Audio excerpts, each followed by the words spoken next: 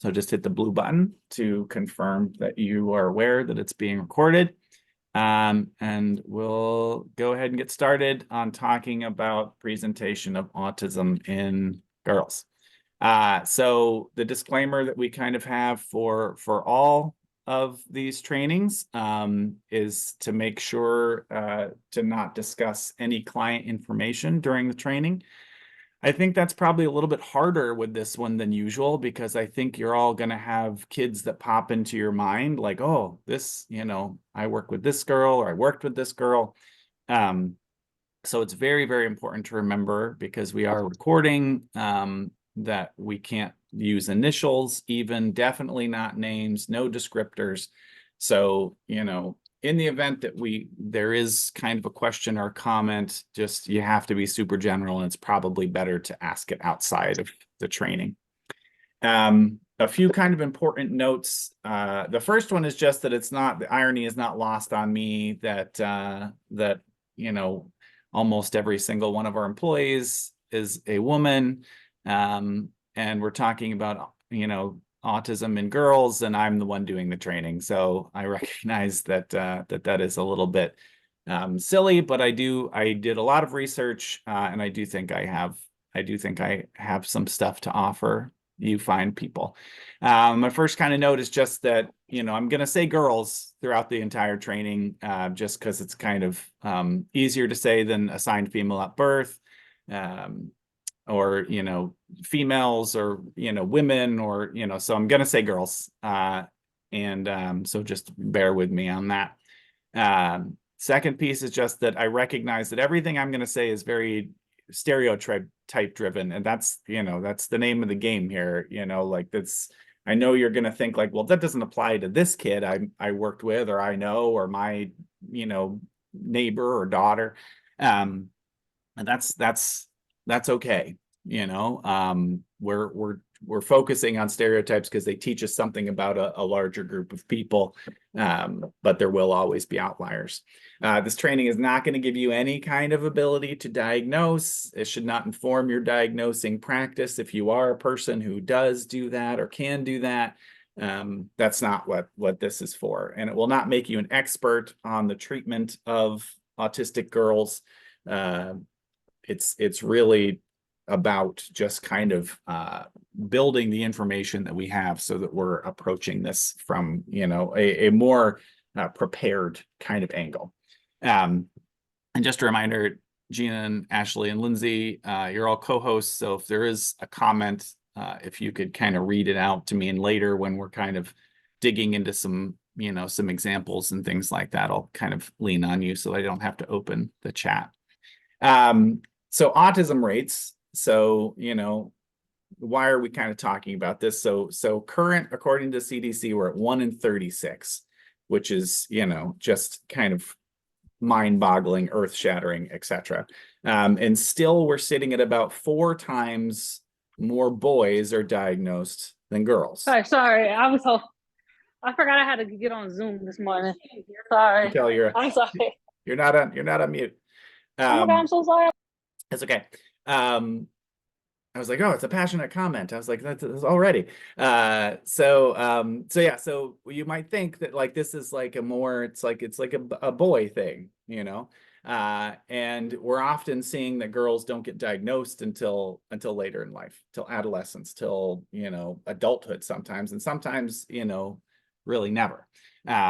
So why are we having this conversation? Well, most of the research that is kind of used to talk about this is based on research with males. So that kind of changes things. And some other things that we'll talk about also are going to tell us kind of that, this 4 times more likely thing might not be exactly true. So are these the facts? Are they all the facts? Is it considering everything?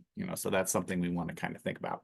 So why is this issue kind of occurring? Well, there is kind of this problem with how the diagnosis is made, and a few factors kind of play into that. So we've got this thing called masking that we'll kind of talk about throughout this training, and I kind of grapple with this idea a lot because we all sort of mask. but it's not the same. So we all kind of adapt to different situations, act a little bit differently with different people based on the reinforcement that produces and the punishment that's associated with acting, however we want to. But girls more than boys, we'll talk about this a lot, really have like this powerful ability to kind of recognize what they shouldn't do in front of other people. And so they mask it. They camouflage it, so these are both kind of words that sound, are very similar, as well as this compensation, so they're kind of using these skills that they've built to hide their autistic traits or tendencies. And then we'll talk about this a lot, but their problem behaviors are often quieter, or they don't have any. They don't present any kind of classic, problem behaviors that would kind of say like, oh, there's something going on here. We need to find a diagnosis. So all of these things are contributing to this late diagnosis, no diagnosis kind of. Now, we could talk at length, like, do I think that there are more boys with autism? I still probably think that that's the case, right? I still, for whatever reason, but we're not going to spend time talking about that, because this is about presentation of autism in girls. But I do think it's worth kind of considering that I do still think that there are more boys, for whatever reason, that fall on the spectrum. So recognition, becomes a big kind of piece of this. So, across the board. So I read like way more articles for this training than I have for other ones, because it's not really, Rob Harvey's wheelhouse. And I talked to a lot of people, and I read a lot of accounts, and across the board, this resonates in all of them, is that, teachers, daycare staff, parents, they're much more likely to report the problem behaviors of boys, right? Because it's usually breaking stuff, hitting, hurting, all these sorts of things that are louder, more like, oh, we got to do something about that. So that's a big piece of it, is that the behaviors of boys are just more kind of in your face a lot of the time. The second one is just kind of that girls are kind of assumed to be shy, quiet, keeps to themselves, cries a lot, kind of all these associations that people kind of form that lead people to when a girl is overly emotional, oh, that's just kind of part of being a girl. Oh, they're just, when they're isolated, oh, they're just shy, so we write it off as more of just kind of typical girlhood, as opposed to, perhaps a sign of something that's going on. So that's really contributing to it. And then we also see that this kind of like intellectual ability to look at behavior. So we have like all these little girls who are like, analysts in the making. They're looking at the behavior of others. They're better at imitating, for as a general rule. They're able to see what other people are doing and to copy it. So when they're in early stages of interaction, we'll kind of break this apart a little bit more specifically as we go through, but when they're in early stages, elementary, pre-K, those sort of areas, they're able to pull it off, and they're able to kind of go unnoticed at that point. But then once they hit that adolescence period, so like middle school, high school, and then after, the interactions of all humans, but particularly girls and women, becomes much more covert and much more difficult to just copy. And so that's when all of a sudden that, a lot of the time, these kind of issues are standing out. So we see all these issues that kind of lead to a difficulty in catching it early and diagnosing it all. And so, as we've kind of mentioned, the symptoms look different between boys and girls. So with girls, the behaviors are a lot more internal, less noticeable, less loud, as I, kind of refer to it a lot. A lot of times they're not stimming as much, or their repetitive behaviors are less noticeable or more similar to what their peers are doing, which is kind of what, like, a lot of us are doing as engaging in, you know, some sort of self-stimulatory behavior, twirling hair, you know, biting pens, things like that. But we're noticing what other people are doing, and kind of doing it more similarly. So they're kind of benefiting from that ability to look around, scan the room. Okay, this would be acceptable, but this wouldn't be. So we're missing those repetitive behaviors, which are part of the autism diagnosis. Without RRBs, restrictive repetitive behaviors, you know, you technically don't meet the autism diagnosis. Sometimes they're limited to certain settings. We'll talk a lot about that kind of coming up, but it's only happening at home. It's only happening at grandma's house, you know, so we're tending to write it up. Well, you know, it's just an issue with that setting. It's just an issue with that caregiver. So it's not as glaring as if it's happening in multiple settings or all settings. And it's just, you know, like we can all probably agree to the fact that girls are just, you know, just more advanced in a lot of ways, skill wise, you know, so language, imitation, academics, they tend to do really well in these areas, regardless of the diagnosis. So it appears that they are kind of developing typically.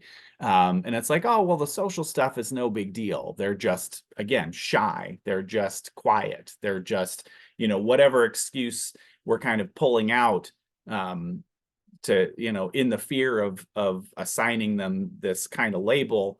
But the reality is that those things are there. They're just a little bit more underground than we see with boys in most cases. So, you know, the need to fit in, this is one of my favorite things to talk about in group, but I will kind of point out kind of randomly, my teen group that I run has classically been, there was a time when it was all boys, nothing but boys. And then every once in a while we'd get like one girl or two girls, and that was difficult. Right now, my teen group has 13 kids enrolled. Almost all of them show up every time we meet, and 8 out of the 13 are girls. So I think we are getting a little bit better at recognizing autism in girls, but still it's coming, the diagnosis is coming later a lot of times, or they're getting services kind of early and they're addressing kind of some of the communication stuff or some of the problem behavior, but they're getting kind of transferred into, you know, group settings or lower levels of care faster, without building the kind of base of skills that they need so they can be successful. So yeah, that's just kind of like a factoid there, but I find it very interesting that I've, you know, somehow went from, you know, 0% to, you know, now it's like, you know, 70% of my group is girls. But anyway, so this need to fit in, which is a huge theme in all of the groups that I run. You know, as at least everyone that I saw join, you know, but if you're watching this, you know, like, we can all agree that it's just kind of harder to be a girl growing up in general. Fitting in is important across the board, but it's like part and parcel of being a young girl. And so, you know, when that behavior, as we kind of mentioned before, in the other girls starts moving to that subtle, nuanced kind of angle, our girls are getting left behind. So they seemed okay until they hit this spot, where it's no longer okay. And we also know how brutal girls can be, you know, so they're not getting forgiveness for this. It's no longer cute, you know, it becomes a real issue.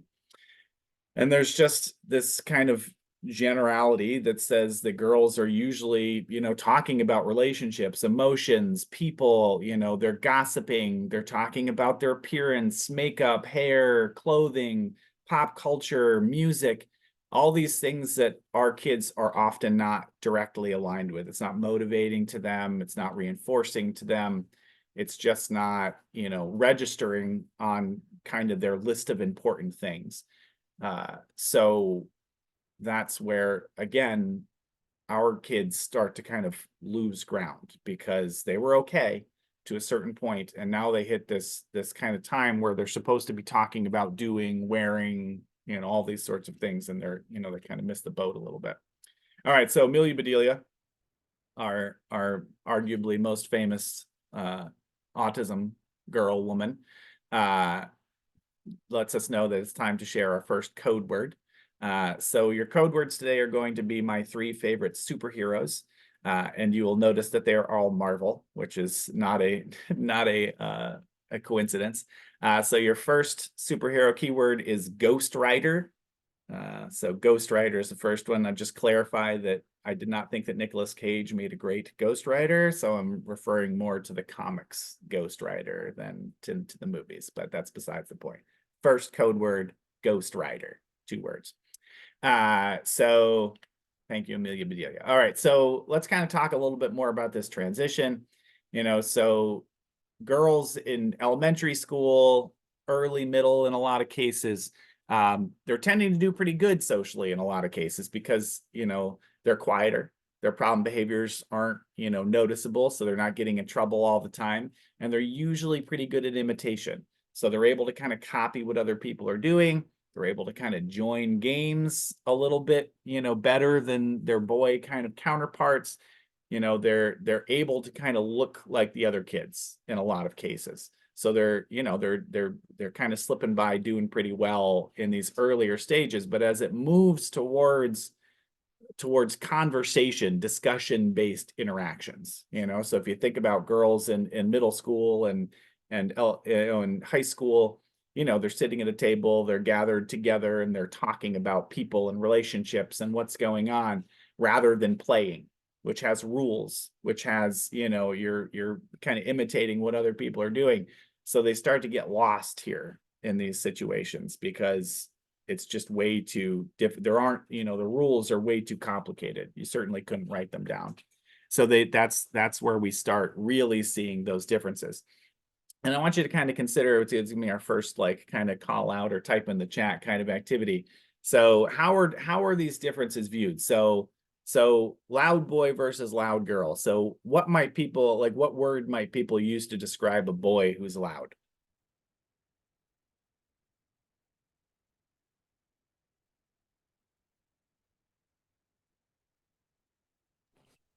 Funny, assertive, energetic. Yep. Well, what about a girl? So it's a loud girl. What kind of words might we associate with a loud girl? Annoying, bossy. Yep. Yeah. Obnoxious, right? So, you know, so as we kind of see these differences kind of coming up, we're also seeing these really, you know, unfair kind of associations or assumptions or labels kind of placed on the kids based on that. And I'll just kind of note, you're probably all aware of this, but just even like a Google search tells me how different, you know, the boys and girls are, because if you search for dirty boy, you get pictures like this boy on the left. If you search for dirty girl, I'm not going to tell you most of the things that pop up, but it was just kind of like, I was like, oh my God, like this, we're not even talking about autism. What a world. So smelly boy versus smelly girl. Boys are supposed to be smelly, right? Like, oh yeah, he works out, he's active, he runs around, he's on the sports team. A smelly girl is not going to get that same forgiveness, right? Girls aren't supposed to smell bad, they're supposed to smell good. So they're gonna get a lot more kind of, not as, you know, you could argue smelly boys are gonna get, you know, they're gonna get treated kind of poorly as well. But you just get that kind of like angle. Sloppy clothes, right? So like how like boys often have that like just get out of bed hair, you know, that's kind of like the cool look. My son wants fluffy hair. That's apparently what it's called. I hope it's not a stage that lasts a long time. But it, you know, it does not look groomed, you know, but that's acceptable for him to roll into school looking like he rolled out of bed. But, you know, it's got to be a lot more, you know, kind of put together in most cases for girls.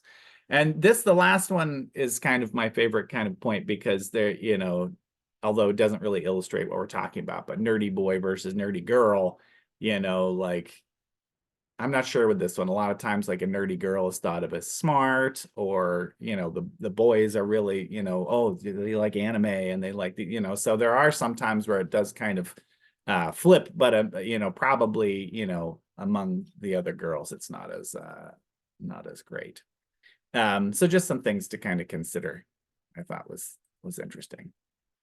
Hide floating meeting controls. There we go. All right, here we go. So the home explosion or exhaustion. So there's a couple ways that they kind of refer to this kind of anomaly. But we get a tremendous amount of accounts and studies kind of looking at how a lot of these girls, not all of them, but a lot of these girls do great in public situations. So they're great at school, they're great at daycare, they're great at, you know, clubs, they're great at everywhere they go, you know, except when they come home. So they come home, and all of us kind of do this to an extent. Like, I remember being a teenager and coming home and being really not nice to my mom. Sorry, Mom. But, you know, you really see this kind of like extreme with a lot of these girls with autism or autistic girls. So, you know, they keep it together, they hold it together, they mask, they, you know, they camouflage, they do all these things to kind of stay off the radar when they're in public. And then they come home and they're screaming, fighting, breaking stuff, yelling at their parents, or maybe they're just shutting down. They're going to their room and sleeping, or, you know, so we see that, you know, there's kind of these reports of this tremendous amount of energy that has to be expended in order for them to do all of this masking and fitting in. And so once they kind of get back to their safe zone, you know, the emotions just kind of pour out. You know, they're crying uncontrollably, they're aggressive, they're angry, you know, so, or again, they might just be kind of shutting down or not talking at all. And so we kind of know this to be kind of a fact, but we're still, you know, you still see these assumptions being made, like, oh, what's going on at home? They're perfect here. You know, what is this parent doing that they're so bad at home? You know, what's wrong with their home? So we see a lot of these assumptions made that are probably unfair, you know, unfounded, unfair, not helpful, you know. So we're not seeing the whole picture of this kind of, you know, whole day of struggle, effort, you know, that kind of results in these behaviors at the end of the day. So just something to really consider, because it's something I've, you know, that's reported kind of a lot. So what does this mean? You know, so what does this kind of translate to? So we already know that the autism population, the autistic population, has higher rates of depression, anxiety, you know, these kind of comorbid mental health kind of issues than the general population. So we're seeing like huge amounts of, you know, depression, suicidality, etc., in the autism population. So, but we're seeing that especially in adolescents, girls and young women, it's even higher than the boys. So, you know, there's this awareness, especially when they've kind of spent, you know, all this time kind of trying to fit in, trying to go unnoticed, and then they hit adolescence and it's oftentimes no longer working. You know, they're not getting in trouble, but they're not being, you know, they're not being included, you know, they're not feeling like everybody else. And so they're hitting these walls where they just, you know, they feel terrible. They feel like failures. They feel unseen, unheard, unwanted. So that's a huge problem that we're running into, is all of these kind of connected mental health issues. They get transitioned quicker and unnecessary. So they might have gotten services early, they might enter services, but we don't see problem behaviors, so we're moving them along. You know, they've got communication, so we're moving them along. So they're not getting that base of skills that they need so that they can transition effectively. So we really need to, based on all this, we really need to rethink like how we do our job, so when we're treating girls, which is, it's just kind of, if I asked, like if I said like raise your hand if you work with a girl, it's a lot more than it was in the past, and it's going to continue to rise, I think. So we need to be prepared to adapt and change how we're treating these girls, and not just treating them the same way necessarily that we would the boys in our care, recognizing, based on function and things like that it's going to look a little bit different. So what are some common traits? We've already talked about a bunch of these things, but let's kind of pinpoint some additional kind of traits. So they might appear bossy. So when they're, in their kind of earlier stages, especially when they're in group kind of play, they might be kind of calling out, kind of ordering things, showing that kind of control, so that they feel like they have that kind of control of what's going on. They might gravitate towards boys more than other girls, right? So boys are simpler, we're easier to get, we're a little bit more straightforward and outspoken in most cases, so it's not quite so confusing to kind of hang out with us. So they might end up with, even going into high school and adulthood, they might just end up hanging out with more boys than girls. And that's not, again, like, this is not like, oh, well, I know somebody who's like that. Does that mean they have autism? No, but in, autistic girls, a lot of times this is something we're seeing. They might gravitate towards pets. Again, pets are easier to understand. Their emotions are kind of like worn on their sleeves. They're not going to be, I was going to say catty, and that's kind of a funny pun. I'm laughing. But they're not going to be subtle or hard to kind of, figure out. They're animals, so they're pretty easy to read. So they might gravitate more towards that. They might be really good at home and then fall apart, or they might be really good at school. They might fall apart at home, which we just kind of talked about. They might like fiction. I thought this was one that multiple articles mentioned. I mean, I've noticed it kind of in my work, but that kind of like anecdotal stuff usually, doesn't kind of feed a training, but it was kind of brought up. And the reason they suspect is just that fiction often deals, even though it's fictitious, it often deals with understanding people, right? So they use, fantasy elements and science fiction elements and things like that to kind of grapple with like who we are and what life is and things like that. So they suspect that maybe they're kind of using that as like a decode, but it could also just be escape, right? Which is largely what those sorts of things are for us. So if you're not happy with what's going on, in your life, you might kind of escape that to fantasy, science fiction, etc. They might gravitate towards like one person, so one friend or a small group of friends, as opposed to a large friend group, which is harder. It's harder to figure out what's going on in those larger groups. It's harder to make sure that it's harder to mask when you're with multiple people, because then you have to accommodate all those people.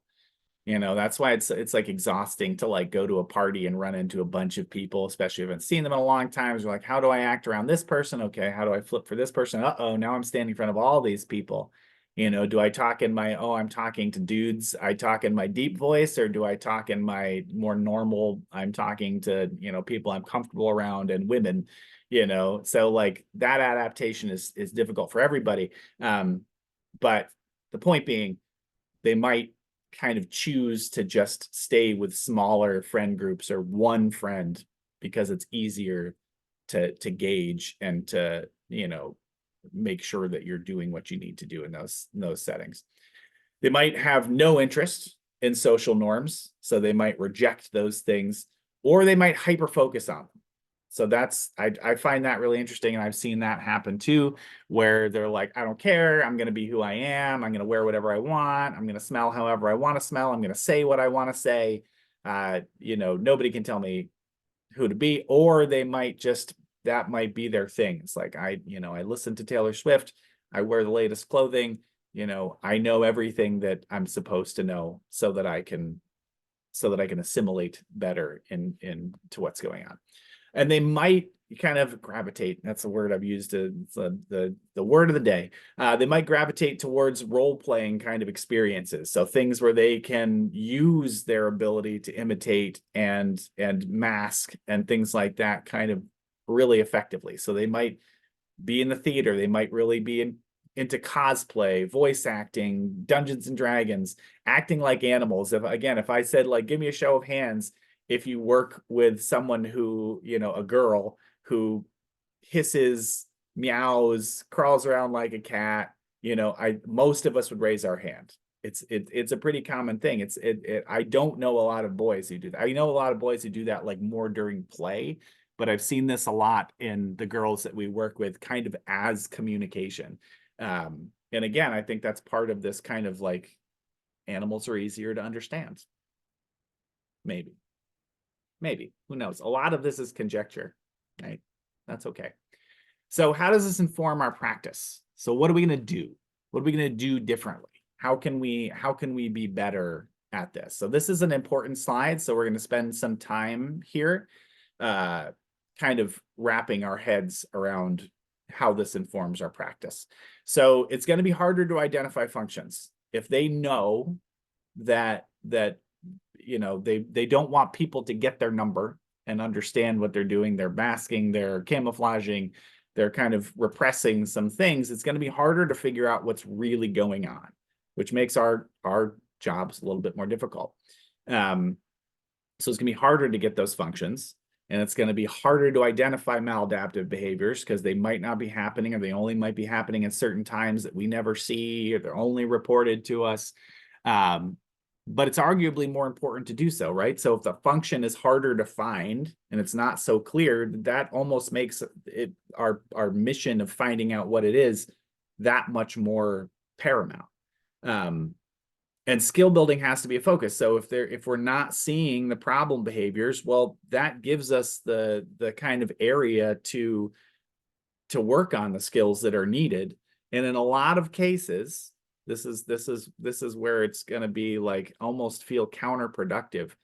The more we work with these girls, the more problem behaviors they're going to have, which almost makes us feel like we're doing the opposite of what we're supposed to do.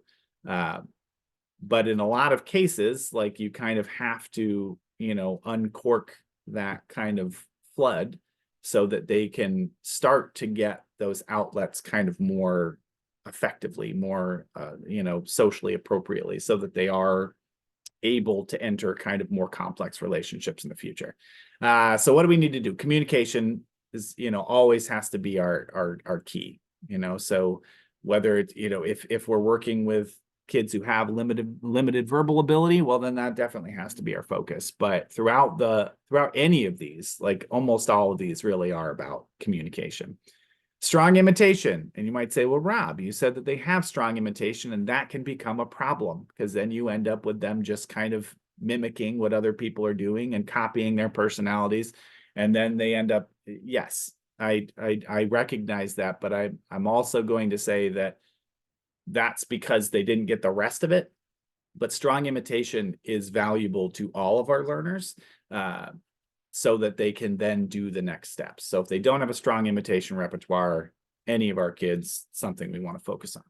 Self-monitoring. We had a training on this, a few months back, but this is really important for them to recognize when these feelings are occurring so that they can eventually start to curb away from, heading home for these huge meltdowns, or, kind of containing these kind of big emotions in the kind of moment, so that they know what's going on, so that they can access what they need, so that they are okay, so that they are able to have the best chance that they can get. Demanding for information, so being able to ask, like, who can I talk to? Who can help me? How can I do this? What should I listen to? What should I wear? All these sorts of questions are important for any child to have. But if you're looking at these kind of complex, if they have a trusted person, a trusted peer that they can say, like, hey, what were they talking about? Or, did I do okay back there? We all should have a friend like that you can kind of count on to be like, dude, did I mess up? Like, was that all right? So we want them to have that. Same for demanding for help, you know, so being able to ask like, hey, like I need to cry, or I'm upset, or I need to talk to somebody, so that they can kind of get that out in you know, small increments, as opposed to having to wait until they get home and then kind of either it never getting noticed or kind of unleashing in this kind of flood. Tacting of self emotions and stressors, being able to identify like, this is what made me upset, this is why I'm having a hard time, this is what's bothering me. Having a really kind of profound ability to do that is very important. We probably want to kind of move them towards being able to have direct language.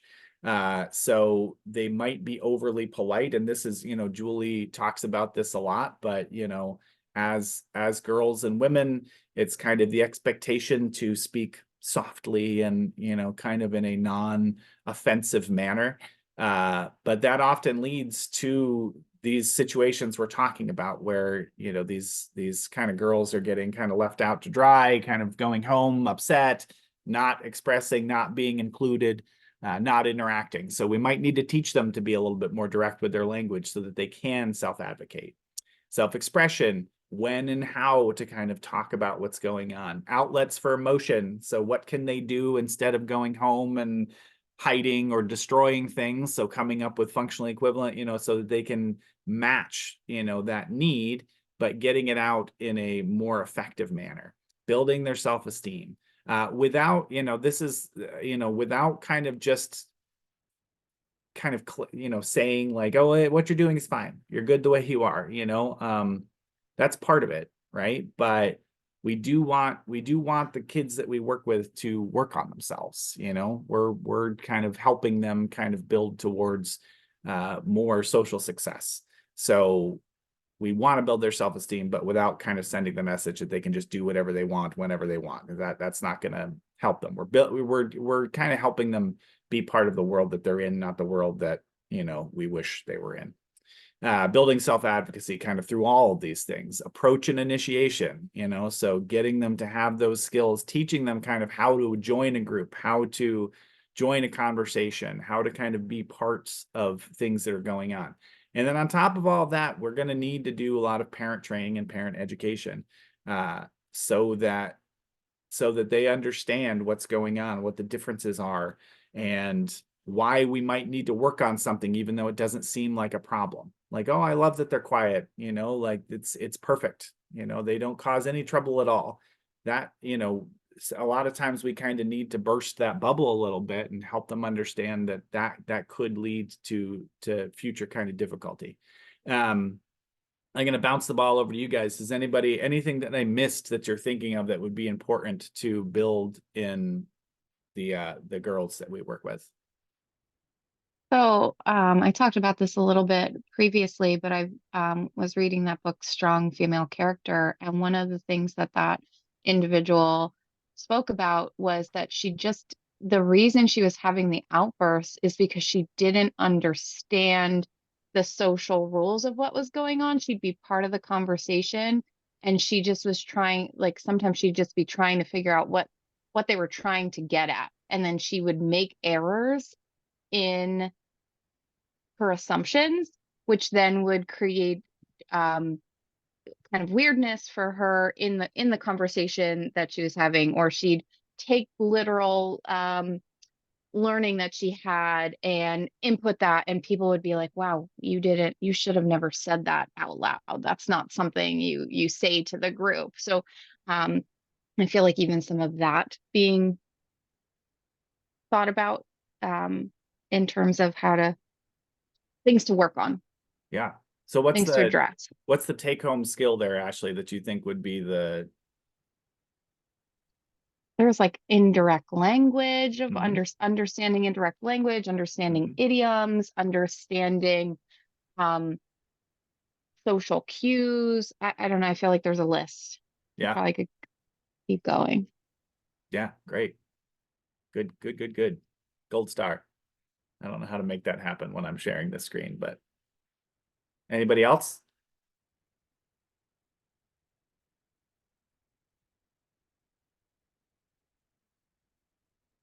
One more thought before we move on. Somebody share something.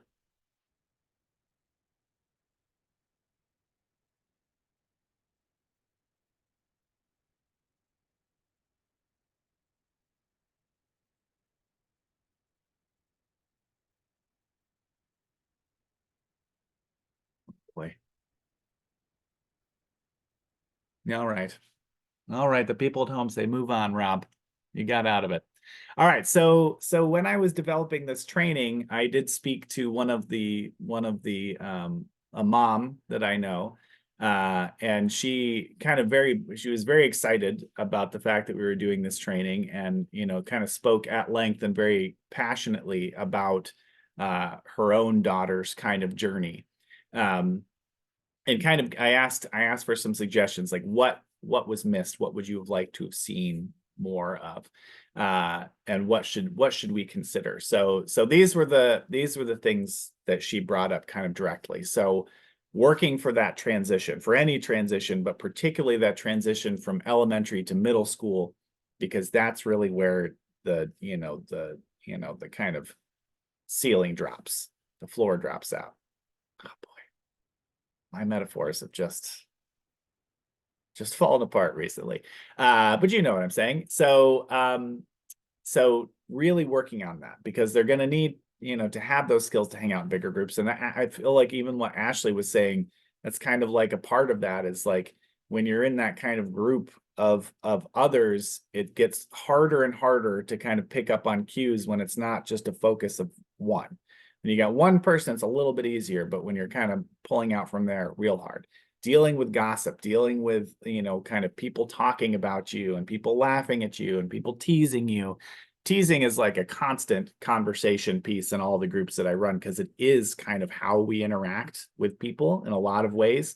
But it's also like, determining, when it's something that you should tell people about, versus when it's friendly, versus when it's, not friendly, but it's just kind of like, trash talking or whatever, so we'll see a lot of girls that are labeled as tattletales or, snitches or whatever, because they're not picking up what's going on and they don't know what else to do. Like Ashley kind of said, they don't know what to do with that information. So they're going to a trusted adult, or they're doing nothing with it, which is probably more common. We're probably not hearing about most of the situations. Joining in on what's going on. I play a game in my groups where, like, I set up, like, here's like a group of 5 people standing in a circle. Here's 2 people standing, like, sitting on bleachers, and how would you approach that situation? How would you join that? Because it's so important and such a hard skill. Even like I think about myself doing it when you're walking around like a party or whatever. Like, how do you, like, what tells you in your brain whether it's like okay to join that conversation, or how do you do that? It's a hard skill. So autistic people, this is real difficult for them. So giving them those practice opportunities and kind of that education. Decompression strategies. So she kind of talked about how her daughter just kind of falls apart after, after school, after outings, after trips, all these sorts of things. It's just this huge, just kind of just falls apart. So building self-awareness, building expression, and then helping them come up with, these kind of outlets, coping skills, I guess you might call them, but really like these things that will help them kind of get rid of those emotions that are bogging them down, holding them back. Self-advocacy, standing up when necessary and how to do that. And then the parent skill building, she talked at length about how helpless she felt, how, misunderstood, how lost she kind of was in the whole situation. So, working with them on helping them understand how they can advocate, how they can help their child advocate, how it's okay to feel the way that they're feeling and to talk about that. That's a really difficult thing, especially, if you feel like your daughter's doing great, they have no problem behaviors. It could be way worse. They could be hitting, running out of that house, et cetera, et cetera, et cetera. So helping them kind of like understand that down the road, these kind of problems, these behaviors, these, deficits could be real, real setbacks for them in the future. An important note, just kind of want to stick this in there, because again, this mom did bring this up because it happens a lot. So people think it's a compliment to say like, well, she doesn't even seem like she has autism. Well, she doesn't look autistic. Oh, she's so high functioning. She's going to do fine. Right. So those statements feel like you're saying something nice or kind, but the kind of understanding across the board is that these are hurtful statements to people because they just like invalidate that experience. They take away the struggles that are going on. So again, like if you think about this person who's taking all their energy all day long to look normal, to not get noticed, and then to say like, oh, she doesn't even, she doesn't even look like anything's wrong, is kind of taking away from that kind of invisible journey that's going on. That it's almost like if you engaged in, like, you worked on this really difficult project, you spent months, making, building something or making a painting or writing a song or, whatever it might be, writing a treatment plan. You spend all this time building something, and at the end, someone looks at it and they're like, wow, this just comes natural to you, huh? Like, this is just easy for you. And that's like, what? No, it's not easy. You have no idea how hard this was. So it's a similar kind of thing. So please don't use that sort of language. It's not helpful. It feels like a compliment, but it's not. So now we're going to kind of spend the next the next 11 minutes kind of talking about some scenarios. And so I want to kind of hear from you guys about what sort of interventions you might kind of incorporate into this treatment with the information that we've just kind of talked about in mind. So our first case scenario is a 12-year-old girl, 0 behaviors in daycare, school, church, soccer, Girl Scouts, band, drama club, play dates, no behaviors in any of those settings. At home, however, the parents report her as a terror, destroyed her room multiple times, screams in her mother's face, 5 to 10 times per day, and refuses to do any chores. So what sort of things would we want to put into play or consideration in this case?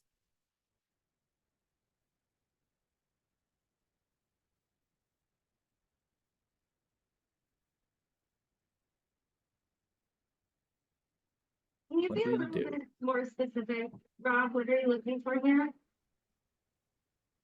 I couldn't hear that. Can you repeat that? Can you just be a little more specific? Like, what specifically do you want us to like form an objective, or like what specifically are you looking for? Yeah, so you don't have to necessarily form an objective, but what things might you consider or do in this case? So Can you go back to that slide that you had previously? I think that Yep. would be helpful. Yeah. This one? Yeah. So which ones of these things might we want to consider in this situation with this 12-year-old who has no behaviors in any setting other than at home? What might be going on?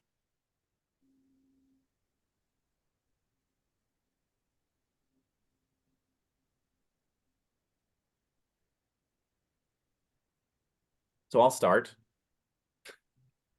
I definitely think we need some work with the parents on this one. They're probably frustrated. They're probably feeling unheard because they're telling everybody else like this is happening and nobody else sees it. So we probably want to work with the parents a little bit on this, building kind of those outlets. Yep. Alexis says outlets for emotion. Yeah, Alexis. Yep, for sure. Throughout the day, right? So this might be a situation where we might end up encouraging problem behaviors in the other places until we can kind of build those outlets so that it's not having these big explosions at home.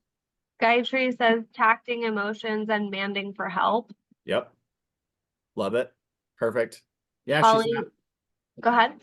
I was just saying she's not getting the help she needs when she's in these places. Mm-hmm. Yeah, Holly added collaborate with client and parents to develop a decompression plan for when she comes home. In group, we could work with client to develop positive coping skills to transfer to the home. Yes. Love it. Good. I also like intentionally, like this kid's in, daycare and school and church and soccer and Girl Scouts and band and drama club and going on play dates. So there might be some conversations with the parents about like, this girl might be doing too many things. She's 12 years old. And the girl, because she may want to be in all of those things because of the expectations that are put on, or that the social expectations that she's thinking she needs to do. So having that conversation, not just with the parents, she's 12. So you might, it's a place to start for advocacy and understanding, you don't need to do all the things. You can say no.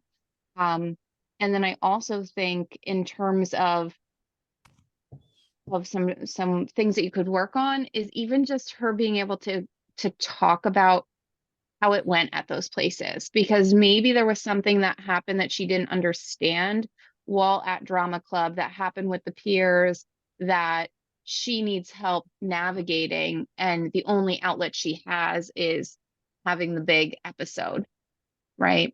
Or being able to express what it is exactly. Like she may not be able to tell you what it was, but she just knows it didn't feel right. Beautiful. Yeah, for sure. So incorporating her into the discussion and finding out kind of what's going on that she's, needs to decompress from. So like we might just assume the function of all this behavior is, kind of this kind of escape from these feelings, or kind of an automatic kind of response to, discomfort or whatever. But it might actually be specific instances of things that are occurring where she's running into these problems that we would want to address. Good. Thank you. And Gina, thank you for helping me clarify what I was hoping for from people, because there's 4 more of them. So Amelia Bedelia says we should have our second code word. So your second code word, one of my other, they're not in any order, but these are my 3 favorite superheroes. So number 2 is Iron Man. Iron Man is the second code word. I'll see you in 5 minutes. Yes. Thank you, Gina. I've actually got my watch propped up over here, so. Figured you would need less time stamps, but just in case. Yeah, I appreciate it. So second example, we've got twins, right? So working with twins, we're focused on the girl here, but we got twins, a boy and a girl. They're both 4. They're twins, Rob, obviously. Mom's very concerned about the boy. He's hitting, climbing. He has very few words, but she shouts the F word frequently. She's not worried about the girl. She's cute. She's quiet. She's shy. She's got less language, but she's not worried about her. So what do we need to do here?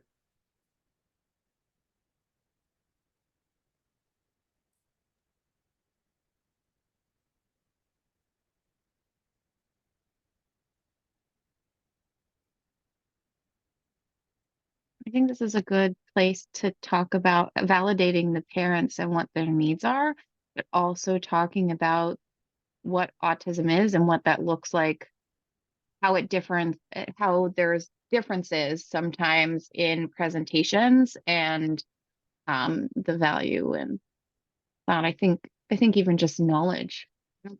I feel like I don't do enough of the conversation about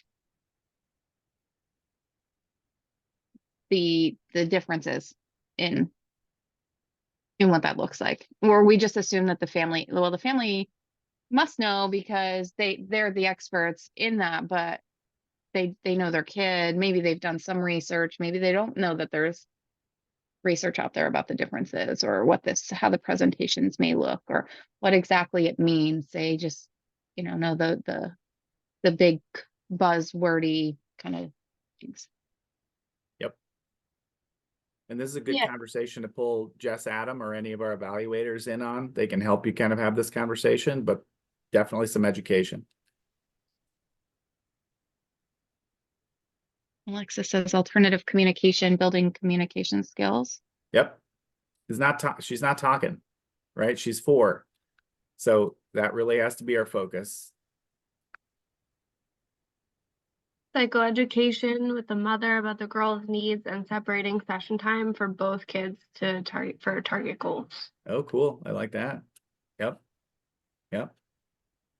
Helping mom understand that, you know, like she might think that the boy should have way more services than the girl, but I don't think that's the case probably. Yeah, I would really connect like lack of language, lack of expressive communication, like where does that lead? And sort of that transition when kids transition from kids to like young adults, like that elementary, middle school transition, like what problems that lack of communication really can lead to. Yeah. Beautiful. All right. In the interest of time, I'm going to move to our next one. So It could be a cultural thing too. I worked with a family with twins, boy and a girl. Mom always wanted the boy to succeed more than the girl. It could be a cultural thing too. For sure. Yes. Gayatri, thank you for that point. It could be, you know, but that, you know, and that's a whole other training, right? So when do we accept that as a reason to not encourage services versus when are we going to push back a little bit on that, right? We want to respect different cultures and different kind of family values. But at the same time, we do want to educate to say that this could have an end result that could be really dangerous, you know, but also just having that kind of lack of, you know, hope for success. But that's a great point, Gayatri. Thank you.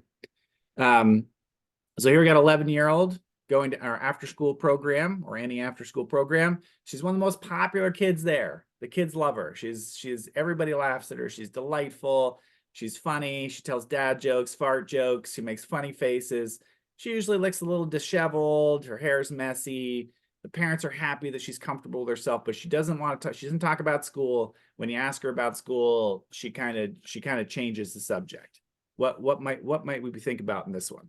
Rapid fire, so we can get to our other examples.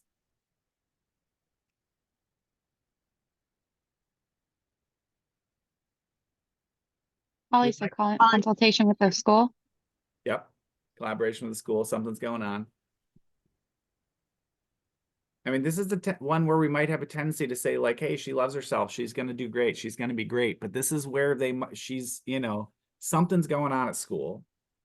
And this is the kind of kid, like if, you know, like they're often like, they might be super popular at our program or in our care, but that doesn't necessarily translate to other settings. Other ones?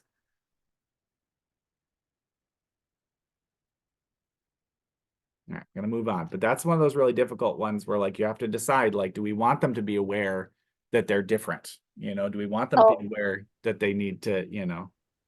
Alexis said working on more advanced social skills since she's really using jokes to communicate. Yes. I think that's a good point. Beautiful, beautiful. So here we got a 6-year-old. I know we're running out of time, so if you have to duck out, you can, but we did start a minute late, so I'm going to hold you just for a little tiny bit longer. So pretty good language. Oh, you don't have your third code word. I can't hold you any longer.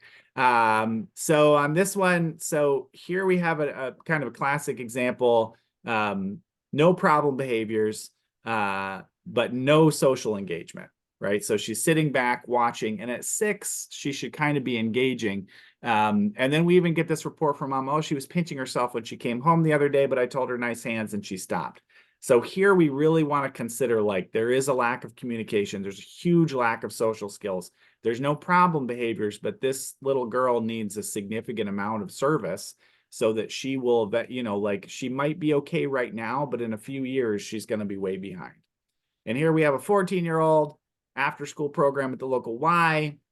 The team loves her, right? So she's insightful. She says funny, sarcastic things. She's just easy to love, but she's being kind of ostracized. She's never part of anything in the group. So, you know, this is another one where like we need to kind of look at like what's going on, what's missing, what skills need to be built, because like there's just no way this girl isn't going to end up with some anxiety and some probably depression going on because she's very aware, you know, of well, I get along really well with these adults that work with me, but the other girls hate me. So just something to kind of think about. So your homework is just to complete the post test, and the last question of the post test is to identify someone that you're going to commit to talk to about how this information applies to your work. Okay, so a coworker, supervisor, someone in supervision, a teacher, just kind of identifying another professional that you're going to talk to this information about. Your final code word is Nightcrawler. That is my third of my favorite superheroes, Nightcrawler. He is one of the X-Men. Not the movie version. Again, I like the comic version, but so third code word is Nightcrawler. And then here are your sources and resources that I kind of pulled from, and just the last, reminder to watch Love on the Spectrum on Netflix, because boy, oh boy, have I learned a lot of things from that. And I think even on this subject, I think you could learn a lot. So I'm sorry I kept you 3 minutes late. 1,000 shames upon me. But thank you for coming. And yeah, we'll send out the post test to all the participants soon. Stop recording.